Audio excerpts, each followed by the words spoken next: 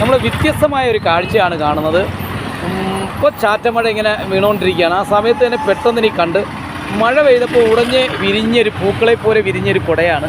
ആ കുടയ്ക്കും വ്യത്യസ്തമായ ഒരു കാഴ്ച തന്നെയാണ് നമുക്കിപ്പോൾ കാണാൻ സാധിക്കുന്നത്. അടിപൊളി ഒരു കുട, വലിയ വീതിയുള്ളൊരു കുട അങ്ങ് മാറി. നമ്മൾ ഇന്ന് വരെ കണ്ടിട്ടില്ല ഇങ്ങനെ ഒരു മോഡൽ, പക്ഷേ വ്യത്യസ്തമായാണ്. എന്തായാലും നമുക്ക് ഇവർ നോക്കി ചോദിച്ചു നോക്കാം. പായസം കുടിക്കാൻ വേണ്ടി ഉള്ളൊരു കൃത്യം രീതിയായിരിക്കും. നമുക്ക് സാമ്പിൾ നോക്കാം. നോക്കി നമസ്കാരമുണ്ട്. റെഡിയായോ?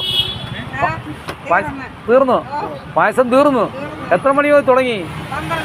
12 മണിക്ക് തുടങ്ങി. ഇത് വലിയ കാര്യമായിട്ടാണല്ലോ. ഈ കുട ഇപ്പം നൂത്തതാണോ മഴ പെയ്തപ്പോൾ? ഈ കുട എവിടുന്ന് വാങ്ങി? കൊല്ലം. എവിടുന്നാ? ഹോൾസെയിൽ കടയിൽ നിന്ന് വാങ്ങിയില്ലേ? കടയുടെ പേരില്ല? ഇല്ല, പറയത്തില്ല. രഹസ്യ ഡിമാൻഡ് ഉണ്ട്, പറയത്തില്ല. എന്തായാലും കൊള്ളാം, കുട കൊള്ളാം. നിങ്ങൾ ആരൊക്കെയാണ് ഇതിൻ്റെ ഈ നിർമ്മാണം? ഉമ്മയാണോ? കൂലിക്ക് ഇതിൻ്റെ മോലാളിമാരാ? ഇവർ രണ്ടുപേരും മോലാളിമാരാണോ? കൂട്ടുകാരൻ? ഉമ്മ എന്ന് വെച്ചാൽ ഈ ഉമ്മ വീട്ടിലാണ്?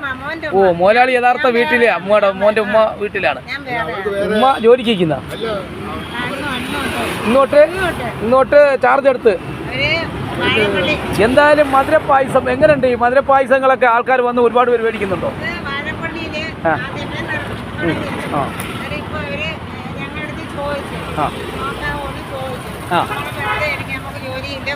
വീടില്ല, വാടക വീടാണ്. പിന്നെ വരുമാനമുണ്ട് അദ്ദേഹത്തിന്.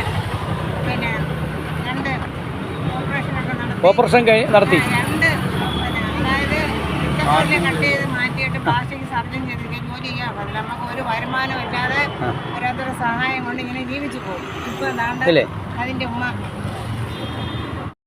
എത്ര മണിക്കാണ് തുടങ്ങുന്നത്? നാളെ എത്ര മണിക്കായിരിക്കും തുടങ്ങുന്നത്? 11:30. 11:30 ആകുമ്പോൾ രാവിലെ തുടങ്ങും. പ്രിയപ്പെട്ടവരെ, കൊല്ലം പോസ്റ്റ് ഓഫീസ് മുക്കിൽ വന്ന മധുരപ്പായസം കുടിക്കാം.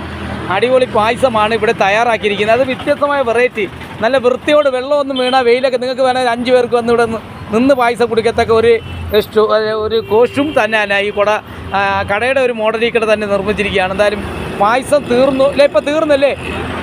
ഇനിയിപ്പോൾ നാളെ രാവിലെ ആണെങ്കിലും എനിക്ക് പായസം തരത്തോളൂ. പ്രശ്നമാണ്, എനിക്കിന്ന് പായസം വേണം. ഞാൻ അവിടെ തിരിച്ചു വരിക പോയിട്ട്.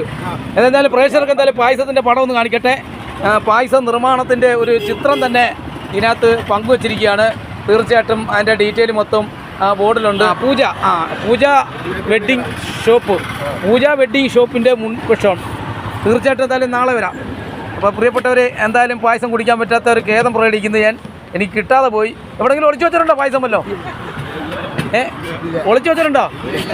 ഒളിച്ചു വെച്ചിട്ടുണ്ടോ ഒരു പായസം? എന്താ വീട്ടിൽ കൊണ്ടുവന്ന് കുടിക്കാനായിട്ട്? നാളെ വരാനായി ഉമ്മ പറയുന്നത്. ചിരിച്ച മുഖത്തിലാണ് ഈ കുഞ്ഞുങ്ങളും ഒക്കെ ചിരിച്ച മുഖത്തിലാണ്. എവിടെയാണ് പഠിക്കുന്നത്? എഴുകോൺ പഠിക്കുകയാണ്. എന്താ എഴുകോൺ പിന്നെ കൊല്ലത്തൊന്നും പഠിക്കാൻ പറ്റാതെ? അവിടെ കിട്ടിയത്.